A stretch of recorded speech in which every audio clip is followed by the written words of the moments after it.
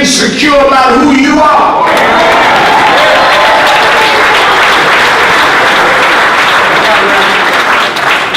If you know who you are, you can unite with others who know who they are and together stand together to protect each other from those that would deny the rights of any of us.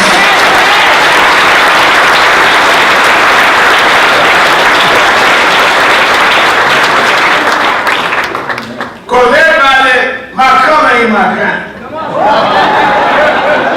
Don't ever forget now when they were marching in the South and we marched in the North. There were some blacks against the march and there were some whites going to jail with us and some got killed. This is about what you believe in and the price you're willing to pay. And you sitting here in the 21st century when they're taking back voting rights, when they're shooting down unarmed kids, when they're exploiting us even in cultural areas, and somebody got to beg you to come to a rally. That's right. We all need to be energized. And we all need to be organized. Because they are clearly and blatantly trying to turn back the clock on all that has been achieved. But I come to San Diego tonight to tell you, you can turn back the clock, but you can't turn back time. Some of us are not going back to that, and we're going to fight with all we got to stop you from turning this around.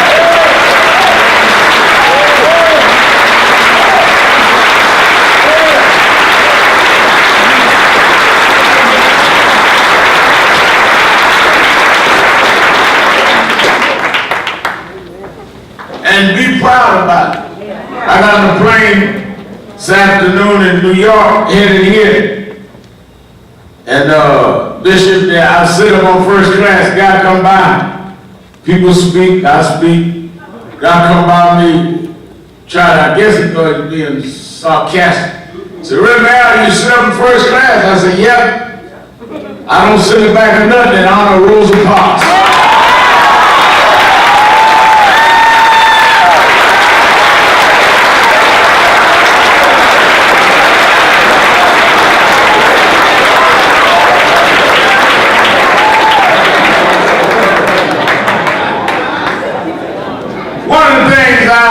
Say to young people though, is know your history. And if you learn and think about your history, it will put you and ground you in what you ought to do today, because all of us are only links in a long chain. My mother died 3 years ago on the day that I led the first big rally for Trayvon Martin. My mother couldn't vote in her hometown of Dothan, Alabama till she was 40 years old. Grew up riding the back of the bus. Grew up having to look at a water fountain she couldn't drink from, had to drink at the colored fountain. Couldn't buy a cup of coffee. But her generation fought and opened up America for me, which means that I owe it to my children to give them a better nation than I had. Don't act like somebody donated this to us. People fought. People went to jail. People died.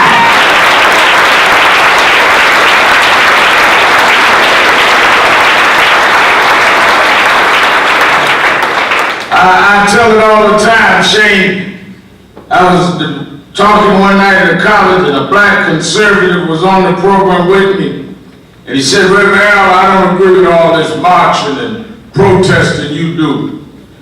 He said, I didn't make it off of civil rights. I made it because of my background, my pedigree, and my education, and my fraternal connection. Look at my resume, read my resume. I went to the right schools, I have the right connections. Civil rights didn't write my resume, merit did. I took his resume and looked at it. I said, "You're right. Civil rights didn't write your resume. But civil rights made somebody read your resume."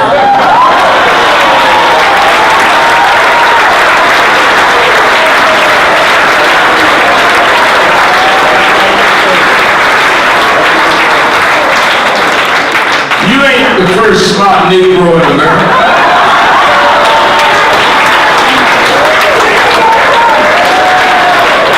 But don't you ever forget that some unlettered, uneducated grandmas laid down in the streets of Birmingham and Selma and sponsored your ungrateful behind in the schools you went to.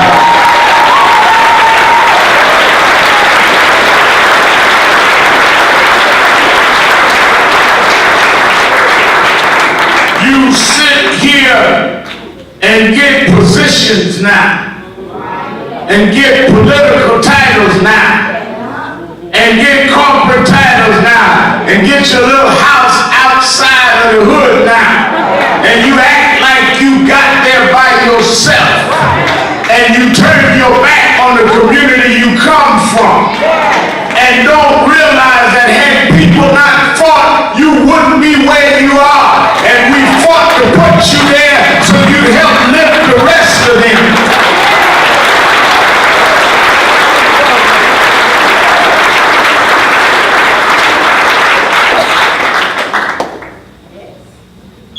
Reverend, it's hard. It's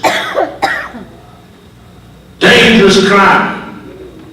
Yes, but that's why I like what the sister sang before I got up.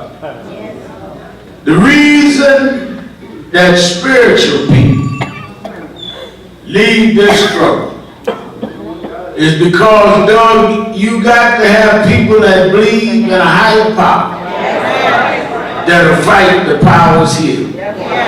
Reason I can fight the powers that be is because there is another power that got more might than them.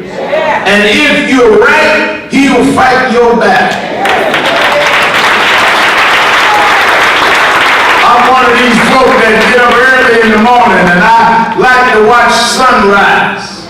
Because every time I see sunrise, and I know I didn't need the Republican Senate to vote for the sun to come up. I know that there is a God that'll make a way out of no way, and that'll fight our battles if we just hold on and stand up for what is right. As he was with Martin and Moses, he'll be with us.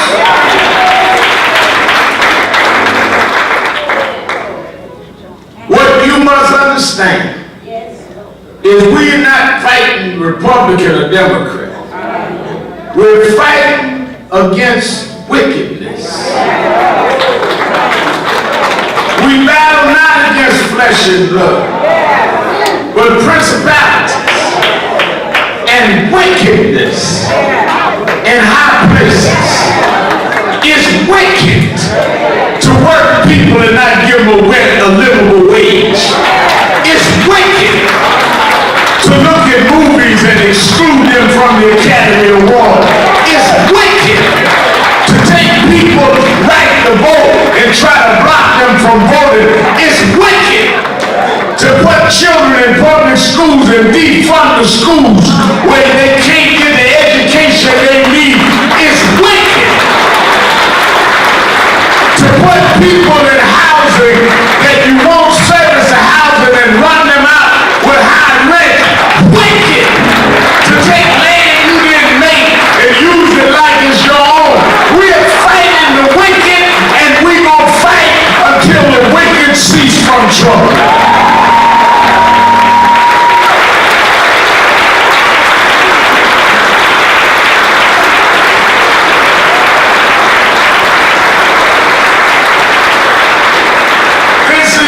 Just a political fight, is a moral fight.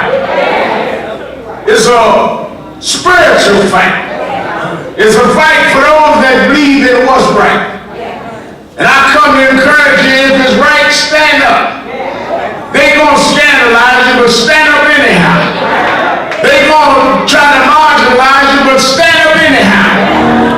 gonna try to tell you they got more power, but stand up anyhow.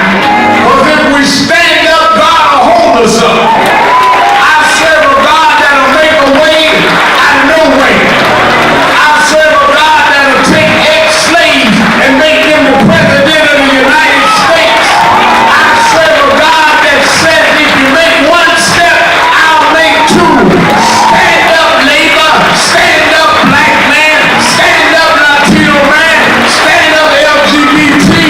Stand up and be what God has made you to be.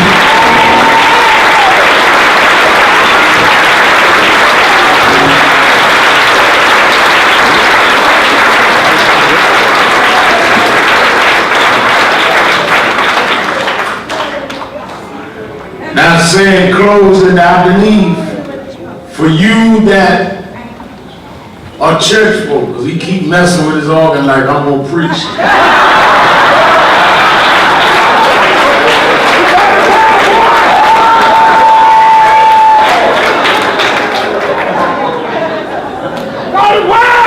We got to believe what we say and know that if we believe it, then we ought to live it. So that these young folk will know that righteousness is the goal. And knowing that there is a God.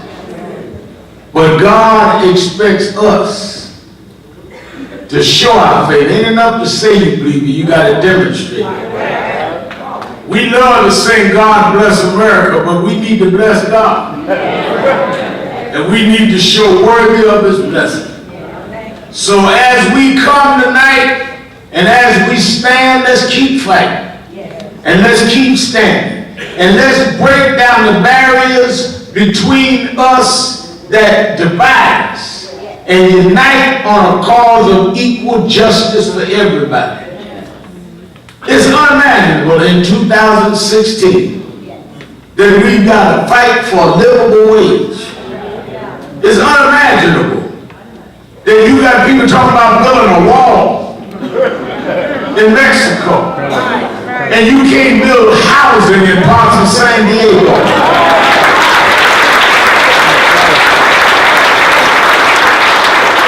It's unimaginable that we can find money to have schools privatized for some and take the budget from public schools for a minute.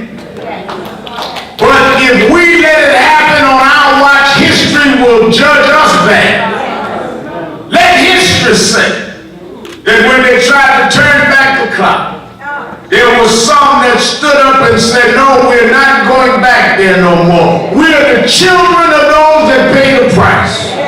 We're the children of those that didn't have anything and made everything happen. You know, do you realize that Martin Luther King and Ava Randolph and Fannie Lou Hamer, all of them that fought, had none of what we got to work with? Yeah, absolutely. They didn't even have cell phones. They took rotary phones and telegraphs and changed this country. And here you got cell phones, Blackberries, email, Twitter, Facebook, Instagram, and can't get 5 people to do nothing.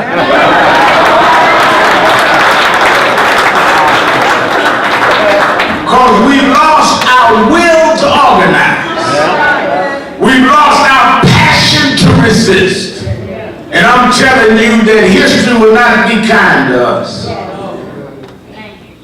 Your life is defined by the purpose you live for. If all you live is to accumulate things, your life will mean nothing.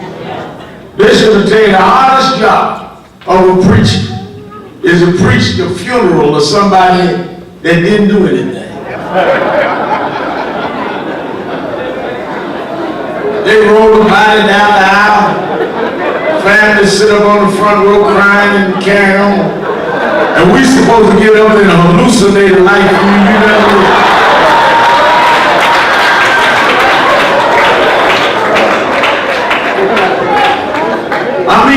folks shouldn't even have a funeral. Most folks should go straight from the mall to the cemetery.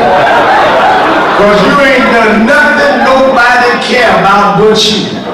Bought you a nice house. It'll be on sale the week you die. Bought you a nice car. We'll ride all over California in your car. The only thing that will matter 2 seconds after you gone is what you done to affect more than yourself. Ask yourself every night, if I die tonight, if I don't wake up, will some child say I taught them something? Will somebody in the community say I was part of a movement to sustain something? Don't do this for Doug or Shane. Do this for yourself. Give yourself a purpose and a meaning in life. And if you stand for something when your life is over, people will say that person, it was a blessing they came this way. Shane, I want you to keep fighting. Young folk in this audience, make your own way and stand on your own 2 feet and make your mark. And know that the blood that binds us is thicker than the waters that divide us. And God will make a way for his people. Thank you, God.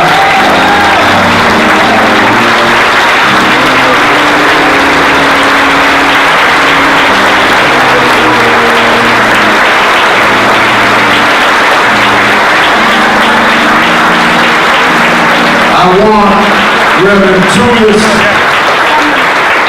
to join me as tonight we've been proud of the San Diego chapter of National Action Network, but I want to officially, in front of all of you, pin the president of the San Diego chapter of the National Action Network, Reverend Shane Harris.